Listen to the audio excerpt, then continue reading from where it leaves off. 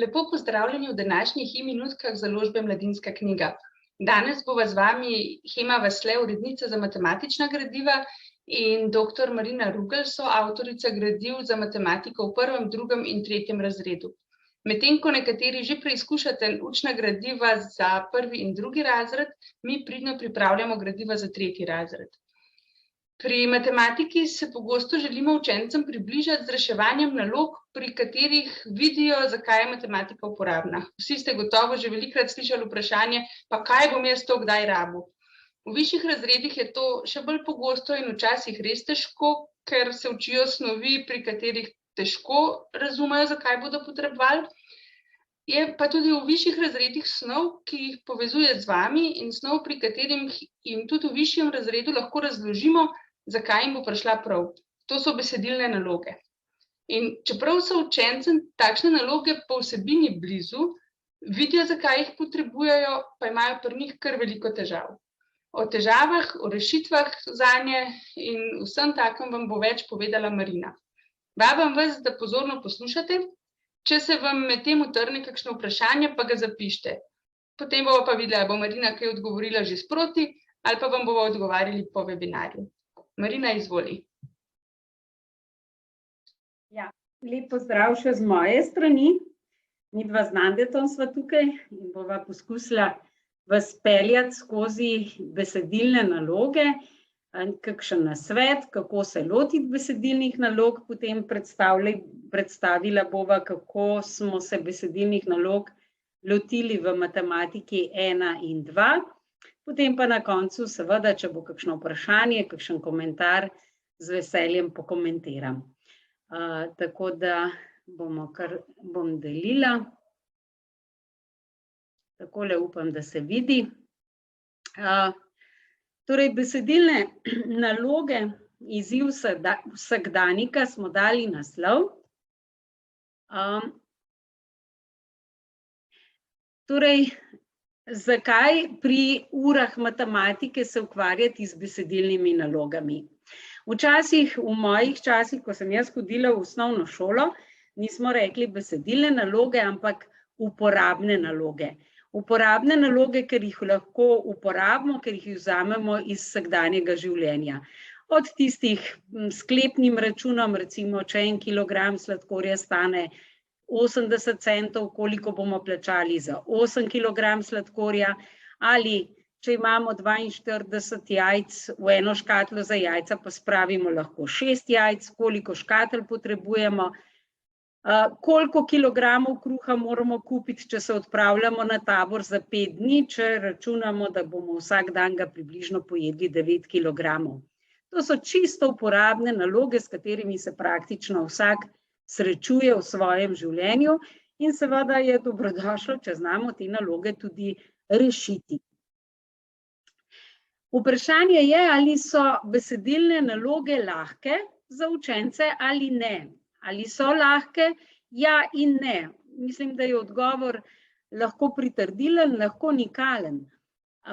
Namreč brala sem eno zanimivo raziskavo, kjer so delali, torej preizkušali znanje matematike pri otrocih, tam 10-letnikih, v azijskih deželah.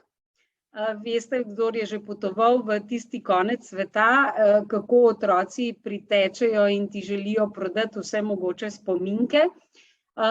Ti otroci same matematike niso kaj dosti znali. Kadar pa je bilo treba prodati 3 spominke z enako ceno, so znali zelo dobro zmnožiti in zaračunati turistu. To se pravi, kadar so neobremenjeni z matematiko, ne sedijo v šolskih klopeh, ampak matematiko dejansko uporabljajo v vsakdanjem življenju, pri svojem poslu, bi rekli, ne, ko prodajajo otroci, znajo to, kar je dobro zračunati. Verjetno tudi naši otroci, če imamo 12 bombonov, če dobijo 12 bombonov in jim damo nalogo, da jo razdelijo po pravici, seveda pravično svojim bratcem, bodo to verjetno uspešno rešili in bodo zelo dobro vedeli, koliko je polovica. Če jim pa postavimo račun 12 deljeno z 2, pa verjetno bi imel marsikdo težavo. Po drugi strani so pa besedilne naloge kljub vsemu težke za otroke. Zakaj? Ko preberejo besedilno nalogo in jo želijo rešiti, morajo iz besedila izluščiti podatke in narediti iz tega matematični model. Prevesti v matematični jezik, ki ga potem lahko rešijo. Recimo primer, otroci so narisali 19 risb in učiteljica jih je nekaj izbrala za razstavo, no, ostalo je pa 11 risb, ki niso šle na razstavo. Koliko jih je bilo obešenih na razstavi? Ja, predno to besedilo razčlenimo, ugotovimo, katere podatke imamo dane, kaj iščemo, katero računsko operacijo bomo morali uporabiti, pa verjetno je to kar zahtevna naloga za enega drugošolca ali pa tretješolca. Zdaj, besedilne naloge, ki se pojavljajo v učbenikih, delovnih zvezkih, morajo biti smiselne in verjetne. Recimo naloga, da v 1 uri prehodim 5 kilometrov, koliko prehodim v 10 urah, taka naloga ni najboljša. V 1 uri že 5 kilometrov, a bomo 10 ur hodili in prehodili 50 kilometrov. Verjetno vmes bomo spreminjali tempo, ker 5 kilometrov na uro je kar taka solidna hoja in 10 ur hoditi skozi konstantno hitrostjo 5 kilometrov verjetno nam ne bo uspelo. Torej, ali pa še hujše bi bilo, samo v obsegu takem sem dala, kjer tudi otroci znajo računati, koliko prehodimo v 100 urah. Taka naloga je popolnoma nesmiselna. To se pravi, naloge, ki jih postavljamo otrokom, morajo biti smiselne in vzete iz vsakdanjega življenja. Take, da dejansko lahko premislimo in lahko tudi približno ugotovimo, kakšen bo rezultat. Zdaj, kako se lotimo besedilnih nalog v razredu? Nekako sem pripravila 10 točk, ki naj bi si sledile pri reševanju besedilnih nalog, uporabnih nalog. Seveda, vseh teh 10 točk pri vsaki besedilni nalogi ne bomo izvajali. Kadar gre za kakšne bolj kompleksne, sicer pa lahko seveda kakšno točko tudi spustimo. No, na začetku je bistveno, da besedilno nalogo na glas preberemo. Vemo, da imamo v 2. razredu še šibke, slabe bralce, mnogi učenci, ko berejo, zlogujejo in težko razumejo, kaj so prebrali. Če naloge ne bodo razumeli, če ne vedo, kaj naloga sploh o čem govori in kaj od njih zahteva, jo praktično ne bodo rešili. Zato v razredu, ko se lotimo besedilnih nalog, jo bodisi prebere učiteljica ali učenec, ki je boljši bralec, ki bo prebral gladko, razumljivo, da bomo vsi vedeli, kaj naloga pripoveduje, o čem pripoveduje in kaj pravzaprav naloga od nas zahteva. Potem moramo seveda preveriti, če so otroci razumeli vse besede v nalogi. Če bo naloga, ki jo otroci ne razumejo, ker ima prezahteven besednjak, spet ne bodo mogli razumeti in reševati take naloge. To se pravi, vse besede morajo razumeti, pomen morajo razumeti v nalogi in to najlažje preverimo na ta način, da otroci nalogo ponovijo s svojimi besedami. Da pokličemo enega učenca in rečemo, kaj smo prebrali, kaj pravi naloga, kaj nas sprašuje, po katerem podatku, skratka, da ponovijo svojimi besedami. Še bolj učinkovito, kot samo ponoviti svojimi besedami, pa je v tujini, je to kar precej razširjeno, v anglosaških deželah se precej poslužujejo tega pri pouku marsikakšno stvar odigrajo. In ne samo pri slovenščini oziroma pri maternem jeziku, ampak lahko otroci tudi matematično nalogo, besedilno nalogo odigrajo. Če sem prej dala primer s tistimi 19 slikami, ki gredo na razstavo, lahko pripravimo, v razredu imate vedno dovolj slik, 19 slik, učiteljica jih odbere, pogledamo, 11 jih je ostalo, kako bi zdaj prišli do številke slik, ki gredo na razstavo. Ali če gre za deljenje, da otroci najprej razdelijo ali kocke, ali bombone, ali karkoli pač. Skratka, da nalogo odigrajo, ker potem jim bo bistveno bolj razumljiva in bodo tudi lažje reševali.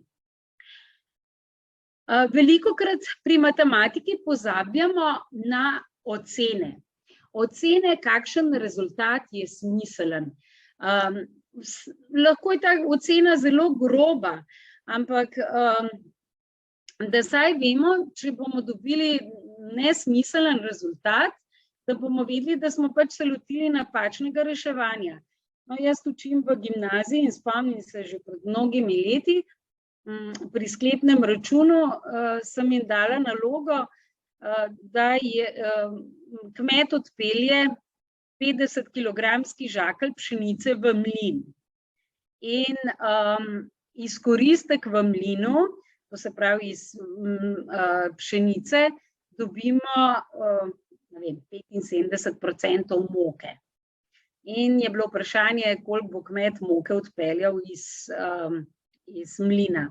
No, in učenec, ki je narobe rešil nalogo, je dobil, da bo 50 kilogramov pšenice pripeljal v mlin, odpeljal pa 75 kilogramov, je potem spodaj pripisal, res čudna matematika.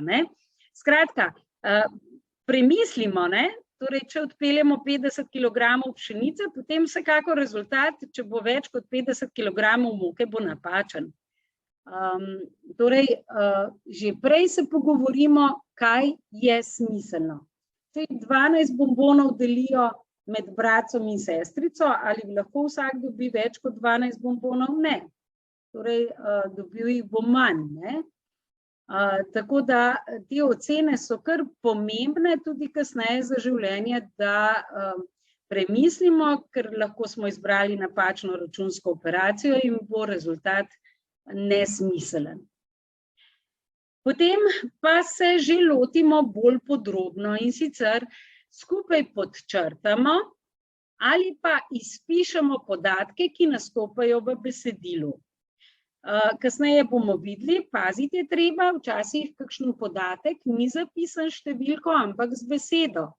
Torej, dobro je treba še enkrat prebrati besedilo in podčrtati ali izpisati podatke, ki nastopajo v besedilu. Ni pa rečeno, da so vsi podatki potrebni za reševanje.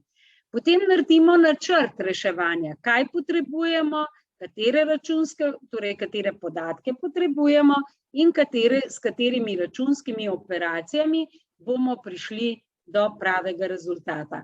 Če delimo bombone, deljenje.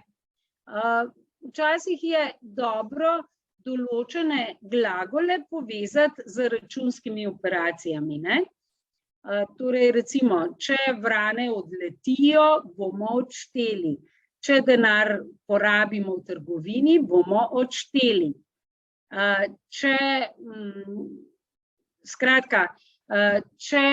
računamo, vemo, da ima ena žival 4 noge, koliko živali imajo, torej koliko nog imajo 3 živali, bomo sešteli oziroma zmnožili. Skratka, da vzamemo določene glagole, ki so ponavadi vezane na računsko operacijo oziroma računska operacija vezana na določen glagol. Potem se seveda lotimo samega reševanja. Ko pridemo do rezultata, preverimo in primerjamo rezultat z našo oceno. Če smo rekli, bombonov bo manj kot 12, pogledamo, a smo res dobili manj kot 12, če smo dobili več, se lotimo kar še enkrat, ker je sigurno napaka v reševanju. Potem pa še enkrat preberemo vprašanje in ugotovimo, ali smo izračunom dobili rezultat, po katerem sprašujemo, ali pa je morda treba narediti še eno fazo reševanja.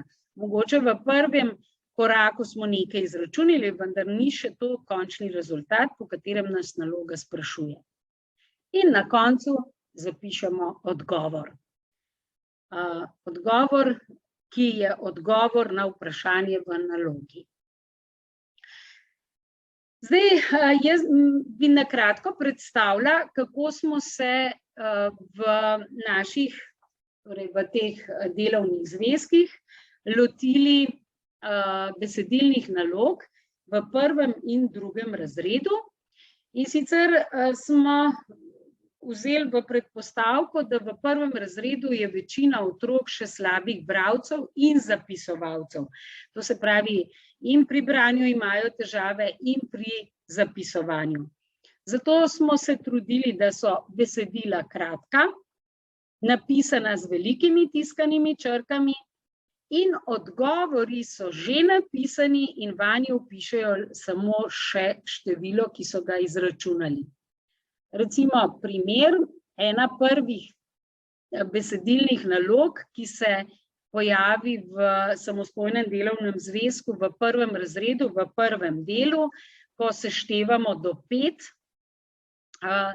kjer je praktično besedila res malo, koliko ovc je na travniku, sliko je podprto, da lahko pogledamo, ugotovimo in iz slike preberemo, ne podčrtujemo podatkov, ampak iz slike preberemo, da so 3 bele ovce, 1 črna in da imamo skupaj 4 ovce. Potem seveda napišemo še račun 3 plus 1 in odgovor na travniku so 4 ovce. Vsi ti odgovori so že pravilno sklanjani oziroma pravilni, če je množina, ednina, dvojina, tako da čeprav mislim, da otroci v prvem razredu še ne golfajo na ta način, da bi ne izračunali, ampak pogledali, kakšen je odgovor in potem zapisali pravo število. No, potem v drugem delu samostojnega delovnega zvezka za prvi razred, ko računamo do 10, pa je že malo daljši tekst, še vedno pisan z velikimi tiskanimi črkami, in sicer na vlaku je 9 potnikov, na postaji 4 izstopijo, koliko potnikov ostane na vlaku, izstopijo, odštevanje. To tudi, recimo, to je tudi tipična naloga, ki jo lahko odigramo v razredu, naredimo sedeže na vlaku, v vrsto postavimo 9 učencev, da posadimo 9 otrok na vlak, rečemo, zdaj pa postaja, 4 dol in pridemo s pomočjo igre do računa, 9 minus 4 enako 5 in na vlaku ostane, vpišejo 5 potnikov. V tretjem delu prvega razreda na parkirišču je bilo 9 avtomobilov, pripeljali so še 4 avtomobili. Koliko je vseh avtomobilov na parkirišču? Tukaj je že računanje s prehodom, zato si lahko pomagajo tudi sliko, lahko pa tudi odigramo z Lego kockami, z avtomobilčki to nalogo in jo potem rešijo. V drugem razredu pa na začetku so še velike tiskane črke, kasneje pa so besedila pisana z malimi tiskanimi črkami. Odgovori pa so morda včasih samo delno zapisani, pomeni prve 2 besedi, potem pa dokonča učenec, ali pa kasneje jih potem učenec v celoti zapiše sam. Recimo 2 kokoši sta valili piščance, prva kokoš jih je zvalila 7, druga pa 12, koliko piščancev sta imeli kokoši skupaj, beseda skupaj je tudi beseda, ki nas povezuje z seštevanjem, ne? In ko napišejo, je v odgovoru že piše obe kokoši, zato da je krajši zapis, potem samo še imata, koliko piščancev imata skupaj, ne? V drugem delu drugega razreda pa imamo takole nalogo, v mravljišču živi nekaj mravelj, 8 jih je odšlo na potep.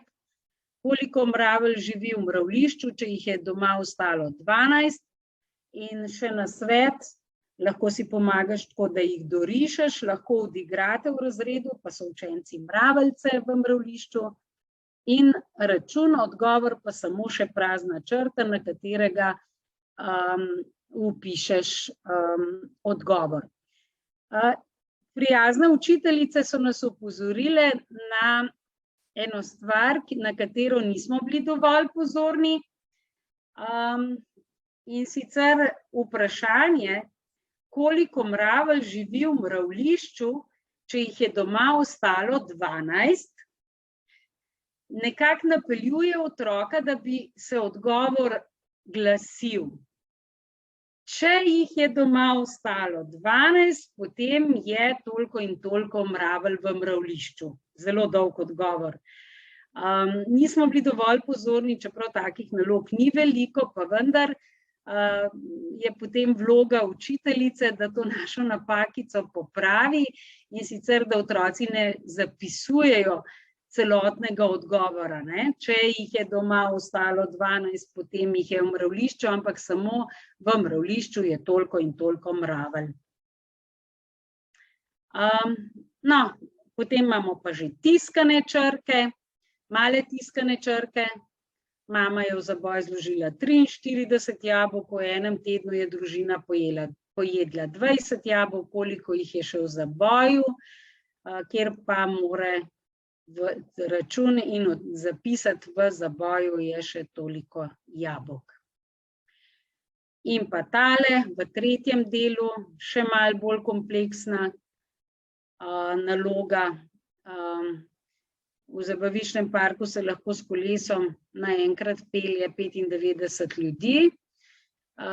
Na njem je tudi Nande. Ta Nande igra tako pomembno vlogo, tudi otroci ga imajo radi, ne? In poleg njega je na kolesu še 41 ljudi. Torej najprej izračunati, koliko sedežev je zasedenih. Ne smemo pozabiti na Nandeta, ki ga v teh 41 na teh 41 sedežih ni. Jaz bi se pa zdaj še na kratko ustavila, malo moram že pohiteti, ja, na kratko ustavila pri poglavju, ki ga boste pa vsaj po naših izračunih v kratkem imeli v razredu, in sicer besedilne naloge, v katerih je podatek preveč ali pa podatek premalo. Tukaj smo pripravili, torej, kako smo si zamislili, da bi se reševale te naloge. Katka se je igrala s 5 prijateljicami, Katka je imela 3 punčke, Simona pa je prinesla še 2 punčki, koliko punčk so imele deklice za igro. In, in potem v samostojnem delovnem zvezku povabimo otroke, da izpišejo podatke, ki so zapisani v nalogi. Število prijateljic, ki so se igrale skupaj. Katka se je igrala s 5 prijateljicami, to se pravi, koliko prijateljci bilo, s tem, da številka 5 ni zapisana z številko, ne? Ampak število 5 s 5 prijateljicami imamo z besedami. Potem je število punčk, ki jih je imela Katja, število punčk, ki jih je prinesla Simona, in premislimo, naprej nas vodi, še enkrat preberi vprašanje in prečrtaj podatek, ki ga ne potrebuješ za rešitev te naloge. Torej, koliko prijateljic je bilo, pa zdaj še pravzaprav vidim, da je celo narobe, ni bilo 5, ker je Katka se s 5 igrala, pomeni, jih je bilo 6 v resnici, ampak ta podatek itak ni pomemben, ker nas zanima samo število punčk. 3 in 2 in potem zapišejo račun in izračunajo in napišejo odgovor. Potem sledi še ena, zato da najprej skupaj rešujemo, potem pa poskusimo, da učenci to nalogo rešijo sami, ker je zelo podobna, prej so bile punčke in deklice, ki so se igrale s punčki, zdaj so fantje. K Luku je dopoldne prišlo 6 prijateljev, igrali so se z 12 avtomobilčki, popoldne so prišli še 3 prijatelji, zdaj pa je vprašanje, koliko je bilo vseh prijateljev na obisku pri Luki. To se pravi, zdaj pa ne po avtomobilčkih, ne po igračah, ampak po ljudeh. Vendar pa naloga podobno nas pelje. Izpišemo podatke, ki so zapisani v nalogi, še enkrat preberemo vprašanje, prečrtamo podatek, ki ga ne potrebujemo in rešimo nalogo. Torej eno rešimo skupaj, potem jo rešijo učenci po možnosti sami. Potem pa sledi tem nalogam tale naloga. Mama je spekla 20 palačink, Veronika jih je pojedla 3, Marko 5, ostale palačinke sta pojedla mama in oče. Koliko palačink sta pojedla oba otroka skupaj? Tokrat pa ne izpisujejo, namreč počasi se morajo potem navaditi, časa gre veliko, če izpisujemo, še posebej, če ni že pripravljen tekst, kot je bil tukaj število prijateljev in samo okvirček, ampak ko bodo samostojno reševali besedilne naloge, je bolj praktično, če podatke obkrožijo. Da je mama spekla 20 palačink, da jih je Veronika pojedla 3, Marko 5 in koliko palačink sta pojedla oba, spet prečrtamo, to, da jih je spekla 20 nas ne zanima, zanima pa nas, koliko jih je pojedla Veronika in koliko Marko, ker nas zanima, koliko palačink sta pojedla oba otroka skupaj. In potem ugotovijo spet beseda skupaj, napeljuje na seštevanje, 3 plus 5 je 8 in odgovor, oba otroka sta pojedla 8 palačink. Ob tem na koncu bi dodala še izziv za nadarjene, za učence, ki ostali bodo morda reševali še več podobnih nalog, kot sem jih zdaj predstavila, tisti, ki pa jim to teče, ki nimajo težav z reševanjem, pa jih lahko povabimo, da se stavijo nalogo, ki bo imela podatek preveč. In potem to nalogo bodisi sami rešijo, da obkrožijo števila, ki nastopajo, prečrtajo podatek, zato da se prepričajo, da so res sestavili nalogo, kjer je podatek preveč, in potem rešijo in napišejo odgovor. Lahko pa kasneje, ko rešijo tako nalogo, ko sestavijo tako nalogo, zamenjajo med seboj in rešujejo drug od drugega, ali pa jo, če se nam zdi naloga primerna in dobra naloga, jo lahko izpostavimo in predstavimo torej vsem celemu razredu. In tisti, ki jo je sestavil, bo ponosen, da lahko v razredu rešujejo njegovo nalogo. Je pa seveda, to je treba povedati, da ta izziv je res za enega, 2 učenca morda v razredu res najbolj sposobne, najbolj nadarjeni, ker sestaviti tako nalogo je kar zahtevna reč. Tako, 30 minut je poteklo. Tako da hvala lepa za pozornost, če pa bodo kakšno vprašanje, pa z veseljem odgovorim. Hvala lepa. Marina, hvala. Kar ne izklopiti kamere, ker imamo vprašanje, ampak preden gremo k vprašanjem, bi jaz mogoče prosila Simono. Simona je naša pomoč v ozadju, ki včasih tudi kakšno vprašanje odgovori vam. Zdaj te bom pa prosila, Simona, če z nami deliš Mentimeter, ki ga najbrž vsi poznate. Vzeli boste svoje telefone in šli na spletno stran menti.com, vpisali številko, ki jo bo Simona delila z vami, in boste prosim odgovorili na vprašanje, postavili kakšno vprašanje, podali mnenje ali pa predlog za naslednje matematične e-minutke da bojo pa te stvari vse videli vsi prisotni na srečanju. Marina, vprašanje zate je pa gospa Tatjana napisala, ali naj pri reševanju nalog od učencev zahtevamo, da si narišejo skico, ali to ni potrebno. Gre pa za učence 2. razreda. Na mute si, Marina, ne slišimo te. Ja, takole.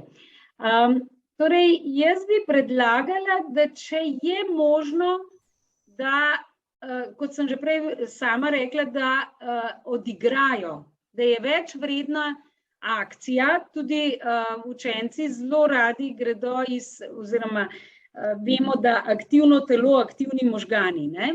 To se pravi, če so aktivni pri tem reševanju, če grejo iz klopi ven, če jih naredimo situacijo, kakršna naloga zahteva, če uspemo odigrati, to bo več vredno. Seveda vseh nalog ne moramo odigrati, ker bo šlo preveč časa. Tako da včasih svetujemo, mislim, da je fino eno in drugo, ne? Torej, če je možno, da odigrajo, sicer je pa fino tudi, če narišejo, ne? Tudi pri tisti, če se spomnite, pri tistih avtomobilih na parkirišču, tam narišejo tako rekoč skico, ne? Čeprav je že pripravljena podlaga, zato ker je pač težja snov, ker gre za seštevanje s prehodom, da avtomobile, ki so pripeljali na parkirišče, dorišejo. Verjetno mislite v takem smislu skico, ne? Situacijo. Lahko odigrajo z Lego kockami, lahko odigrajo s telesi, lahko narišejo, ampak zelo pomembno je, da nalogo razumejo, kaj se v tej nalogi dogaja. Upam, da sem vsaj približno odgovorila. Hvala, Marina. Postavlja se še vprašanje, kako sodelujete pri Mentiju tisti, ki ste preko telefona, lahko napišete vprašanje kar v komentarje, pa ga bomo tudi takole videli pri komentarjih vsi. Potem je pa še eno vprašanje za tebe, Marina. Ja. Kako je z odgovori v celih stavkih? Ja, no, saj to sem nekako tudi poskušala povzeti v teh 30 minutah, ne. Na začetku smo mi odgovore pisali in so samo številko, ki so jo izračunali, vpisali odgovor. Potem so odgovori na polovico napisani. Zelo dobro je, da je v odgovoru stavek. Da je v odgovoru stavek, ker potem, da predno pišejo odgovor, še enkrat preberejo vprašanje. To se jim bo obrestovalo tudi kasneje. Namreč, jaz sem že prej omenila, jaz učim v gimnaziji, ne, in vem, kakšne težave imajo, tam pridejo še bolj kompleksne naloge. In velikokrat pridejo do enega odgovora, ga napišejo oziroma podčrtajo in so prepričani, da so odgovorili na vprašanje, ker niso vprašanja še enkrat prebrali. Ker je treba včasih kakšno stvar v več korakih zračunati do rešitve. In prej, ko jih bomo navadili, da predno napišejo odgovor, še enkrat preberejo vprašanje in potem lahko res na kratko se odgovori, ne. Tisti primer, ko sem prej dala, ne, če je sestavljen stavek v vprašanju, da ga potem ne odgovarjajo spet v sestavljenem stavku, lahko čisto na kratko, vendar naj bo stavek. Stavek, ki odgovori na zastavljeno vprašanje.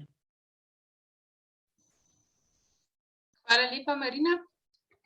Hvala tudi vam tukaj za komentarje in mnenja, se vidite sami, kaj vsi pišejo, tako da ne bomo brali. Všeč mi je kar nekaj, prosim, Marina. Če lahko še jaz, no, tukaj me je spodbodla ena komentar matematika na prostem. V naših samostojnih delovnih zvezkih poskušamo vplesti veliko gibanja med same matematične ure. To sicer zahteva določen čas, če učence spravimo s klopi ven, da se igrajo razne igre, da seveda delovni zvezki so precej polni in tudi dobili smo že kakšno pripombo, da gre cela ura matematike ob delovnem zvezku, kar ni najboljše. Ampak noter so predlogi za razne igre, kjer so napisani v delovnem zvezku, ampak učenci ne rabijo takrat imeti odprtega delovnega zvezka. Učitelj pove, so pa noter zapisani zato, ker včasih se potem še starši lahko kaj podobnega igrajo. No in veliko nalog je tudi takih, da je možno iti na prosto, torej ven, da tudi igramo konec koncev med uro športa, lahko odigramo kakšno dejavnost, ki je povezana z matematiko, pri likovnem pouku. In v pripravah smo to posebej označili supergo. Z barvasto supergo, kar pomeni, če imate možnost v šoli, seveda vse osnovne šole nimajo te možnosti, če imate možnost, greste lahko ali v telovadnico, ali na dvorišče, ali na hodnik in odigrate kakšno igro. Se opravičujem, no, ampak ker sem ravno videla ta komentar, sem se morala oglasiti. Se Marina, prav super. Vse vaše komentarje, predloge, sem videla kar nekaj luštnih predlogov in vprašanj za naslednje webinarje. Naslednjič pri matematiki bo z nami najverjetneje dr. Vida Manfreda Kolar in bo tudi ona vam potem podala še odgovor na ta vsa vprašanja, ki so bila bolj kompleksna in ki zahtevajo več časa in mogoče tudi malo več priprave, naprimer računanje z neznanim členom in tako. Tako da bomo poiskali temo, ki se bo zdaj največkrat ponovila med temi vašimi komentarji in tisto seveda, kar bo tudi približno usklajeno s terminom webinarja, zato da vam bo prišlo še prav v tem šolskem letu. Učiteljica je pohvalila predloge v kovčku za igre. Tudi za 3. razred pripravljamo ene super dodatke zraven za utrjevanje oziroma učenje predvsem poštevanke, pa tudi drugih stvari. Tako da bomo s temi predlogami in raznimi igrami in dejavnostmi nadaljevali tudi naprej. Tole vprašanje od vrednotenja besedilnih nalog pri ocenjevanju znanja, Marina, vidiš? Ne, zdaj ravno kar... Učiteljica je napisala, kako vrednotiti besedilne naloge pri ocenjevanju znanja. Ja, kot sem že prej rekla, besedilne naloge so težje, ne? Zato bi predlagala, da kadar imate ocenjevanje, kadar sestavljate test, da so besedilne naloge na koncu. Da prej pokažejo tehniko računanja, nekaj je, da zna sešteti 3 plus 5, 2, mislim, ali pa v drugem razredu pač že v večjem obsegu, da znajo seštevati. Torej preverimo, v prvem delu preverimo tehniko računanja. Potem pa lahko na koncu damo kot zahtevnejšo nalogo pa besedilno nalogo, kjer mora, kot sem že prej rekla, iz besedila izluščiti podatke, ugotoviti, katero računsko operacijo bo, torej veliko bolj kompleksen način reševanja kot sama tehnika računanja in to damo na koncu. In seveda temu primerno tudi več ovrednotimo, ne? In je to pač doseganje nekega drugega cilja, kot samo računanje. Ampak je pa predpogoj, da zna besedilne naloge računati oziroma reševati, je pa predpogoj tehnika računanja, ne? Če ne zna seštevati, pa ne bo, tudi če bo v besedilni nalogi ugotovil, da gre za seštevanje, pa če ne zna seštevati, ne bo naloge rešil. Tako da z besedilnimi nalogami ne pretiravamo pri ocenjevanju, je pa dobro, da recimo kot zadnja naloga se pojavi besedilna naloga.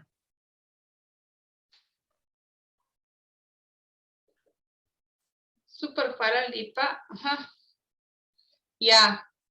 Hvala, gospa Jerneja. Vemo, palčke v škatlah za otroke, da imajo otroci različne barve palčk. Vemo, premišljujemo, kako bi to rešili za prihodnje šolsko leto. Upam, da najdemo kakšno dobro in primerno in ugodno rešitev. Težko drugače rečem, ampak upam, da uspemo najti kaj boljšega. Iščemo način, kako bi to rešili. Vemo, da je zoprno. Predvsem pri teh majhnih otrokih, ki imajo že itak težave si pripravljati stvari, potem pa še vsak drugačne barve. Tako da, ja. Aha, še gospa Renata sprašuje, kako umestiti zahtevnejšo besedilno nalogo, da upravičimo standard.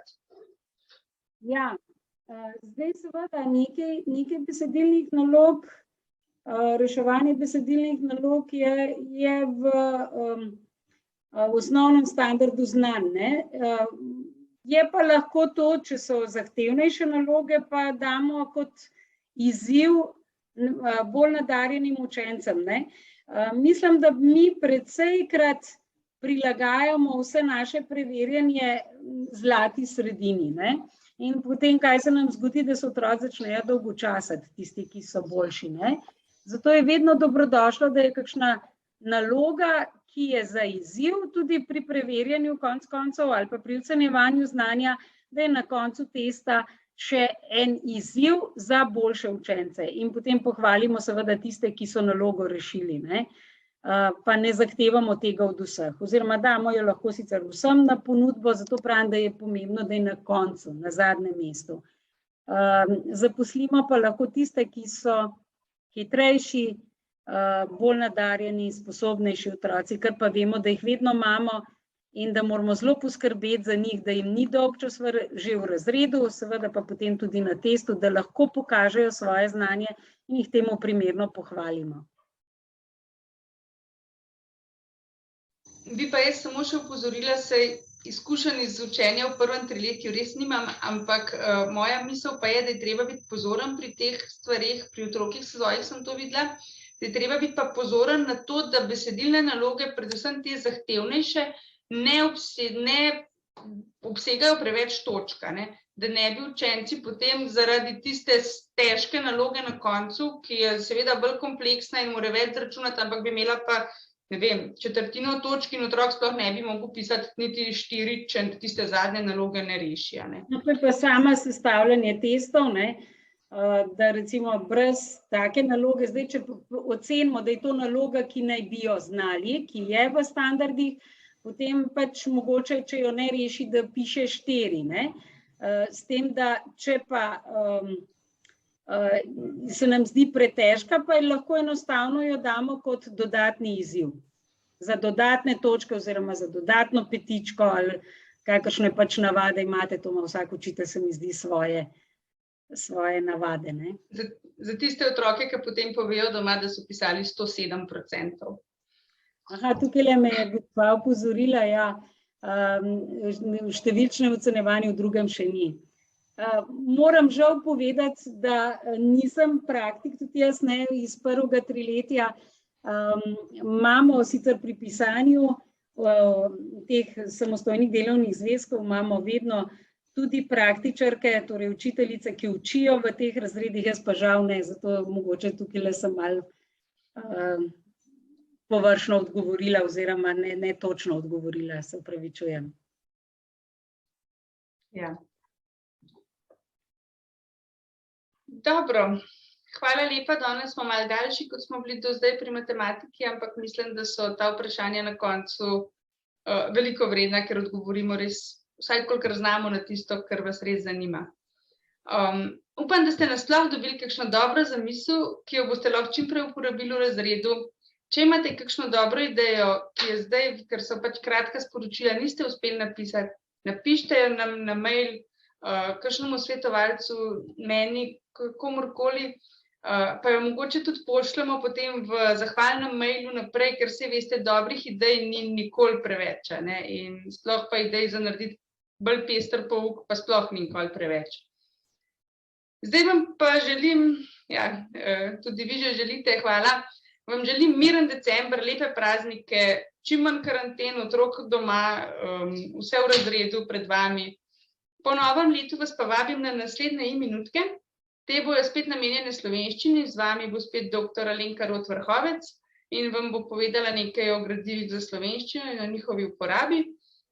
Te naslednje e-minutke bodo pa takoj po praznikih, prvi delovni dan pomeni 3. januar. Zdaj se pa lepo imejte, pa lep večer. Hvala lepa še z moje strani, pa lep adventni čas, tja do novega leta, se lepo imejte. Nasvidenje. Nasvidenje.